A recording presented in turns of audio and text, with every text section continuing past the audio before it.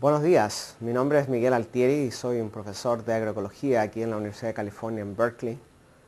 Y hoy día estaré hablando sobre la biotecnología agrícola, los mitos, los impactos ambientales y las alternativas agroecológicas.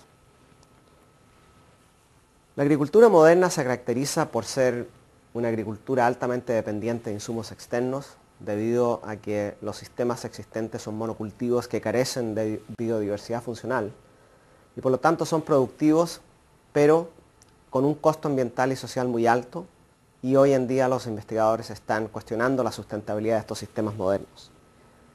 En el mundo existen aproximadamente unas 1.5 billones, o sea 1.500 millones de hectáreas de agricultura, de los cuales el 91% de ellas se caracterizan por monocultivos de granos como maíz, arroz, soya, etc. O sea, tenemos la capacidad de alimentarnos de más de 2.000 especies vegetales. Sin embargo, la agricultura industrial ha reducido este número a un poco de granos, frutas y vegetales. Mucha gente argumenta que esta agricultura moderna es bastante productiva porque se ha triplicado la producción en los últimos 50 años y porque poca gente, por ejemplo en Estados Unidos solo el 2% de la población, está trabajando para hacer agricultura y por lo tanto se cree que es una agricultura eficiente desde el punto de vista de la mano de obra. Los límites ecológicos y económicos de esta agricultura industrial ya han sido alcanzados. Por ejemplo, los rendimientos de los cultivos de maíz, de trigo, de soya en Estados Unidos están decreciendo o se están estabilizando. Los costos ambientales de la agricultura industrial, si contabilizáramos todos los impactos ambientales, son aproximadamente de $300 por hectárea por año. Los sistemas de larga escala son sistemas muy vulnerables porque son genéticamente homogéneos. Y estamos viendo que las economías de escala que se han creado están desplazando a los agricultores a una tasa en Estados Unidos de 219 por día. Estos sistemas indudablemente son productivos. Como habíamos visto, se ha triplicado la producción en los últimos 50 años. Sin embargo, son altamente dependientes de insumos externos.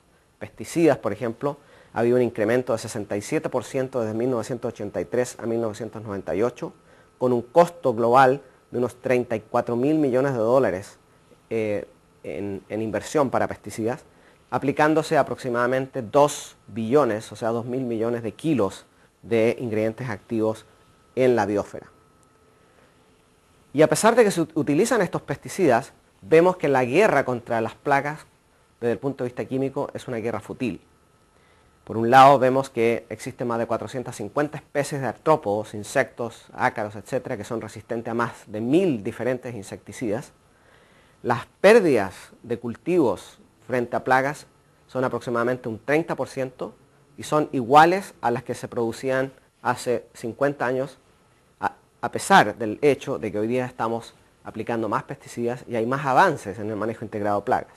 Y los costos ambientales y sociales solamente en Estados Unidos por el uso de pesticidas alcanzan a 8.000 millones de dólares anuales. ¿Quiénes han beneficiado de esta revolución agrícola? Han sido, por supuesto, las multinacionales que han estado involucradas en el negocio de los pesticidas. Entre 2.000 a 6.000 millones de dólares anuales en ventas de pesticidas. Sin embargo, ellos saben que la era de los pesticidas, las ventas de los pesticidas van a decrecer dramáticamente debido a que existen regulaciones por parte de los gobiernos en el uso de los pesticidas, en su registración, y también existe una conciencia ambiental de parte del público, lo cual hace que estas multinacionales cambien de estrategia. Y lo que han hecho es que han empezado a comprar las compañías de semilla. De esa manera se apropian del material genético para impulsar una nueva agricultura, que son los transgénicos. Armados con un presupuesto de unos 250 millones de dólares, estas multinacionales tienen un consejo de información sobre biotecnología, los cuales promueven varios mitos. Uno, promueven de que la agricultura será ambientalmente más sana, pero recordemos que son los que han impulsado los pesticidas anteriormente, que será una agricultura libre de agroquímicos, que llevará a una mayor conservación de la biodiversidad, y se gasta mucho dinero para decir también que es esencial para alimentar al mundo, especialmente los pobres en África. Ahora, los que proponen la biotecnología se basan en una serie de argumentos que son falsos, que son malthusianos, tal como los argumentos que lideraron la Revolución Verde. Por un lado, de que la gente tiene hambre porque existe poca comida o poca producción. Segundo, de que el hambre será resuelta produciendo más y que la única manera de incrementar la producción es con la biotecnología. Otros enfoques como la agricultura orgánica o la agroecología realmente no son efectivos. Ahora, primero tenemos que entender que existe hambre hoy en el mundo no porque no existan cultivos transgénicos. El hambre es prevalente en zonas donde existe un exceso de producción y hoy día existe suficiente comida, si fuera distribuida en forma racional, para alimentar a cada ser humano en el mundo con una dieta adecuada. Las causas fundamentales del hambre no están relacionadas al problema de la producción, sino que por un lado están relacionadas al problema de la pobreza. Más de 1.500 personas en el mundo no tienen el suficiente ingreso para comprar comida, ganan menos de $1 al día. 3.000 millones de personas ganan $2 al día, por lo tanto existe un problema de acceso a la comida. También existe un problema del acceso a la tierra por inequidad en la distribución de la tierra. Y también existe un problema de que las mejores tierras están dedicadas a la agroexportación y también para la producción de granos para animales. 7 kilos de cada 10 kilos de maíz que se producen se alimentan para animales y no para humanos. Aquí vemos, por ejemplo, esta foto de los acres fantasmas, en los cuales vemos que en países como Brasil, Paraguay, Argentina, Perú, se dedican grandes cantidades de tierra para la producción de soya. Pero esta producción de soya no es para alimentar a la gente en estos países, sino que se exporta para alimentar los animales en Europa. Animales que hace 3 años estaban siendo eliminados debido a problemas de la vaca loca y aftosa. Estas son las grandes contradicciones del sistema alimentario mundial. Y en países en África, como Burkina Faso, Etiopía, Malí, Nigeria, donde existen a veces problemas de hambre, vemos que son netos agroexportadores, o sea, la contribución que tiene la agricultura a la economía por exportación es muy alta.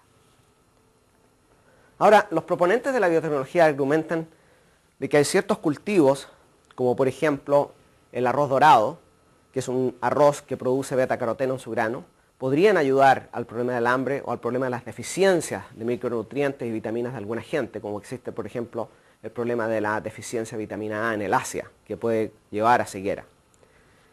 Ahora, el hecho de que exista ceguera y problemas relacionados con deficiencia de vitamina A en el Asia no se debe a que no exista el arroz dorado, sino que más bien se debe a que estos sistemas tradicionales, en los que antes los agricultores producían no solo arroz, sino también patos, peces, anguilas, frutas, vegetales, etc., han sido totalmente destruidos y reemplazados por monocultivos promovidos por la Revolución Verde, y que con cuyos herbicidas se eliminaron, por ejemplo, plantas como estas, que nosotros consideramos en la ciencia moderna como malezas, pero que tienen un gran contenido de betacaroteno.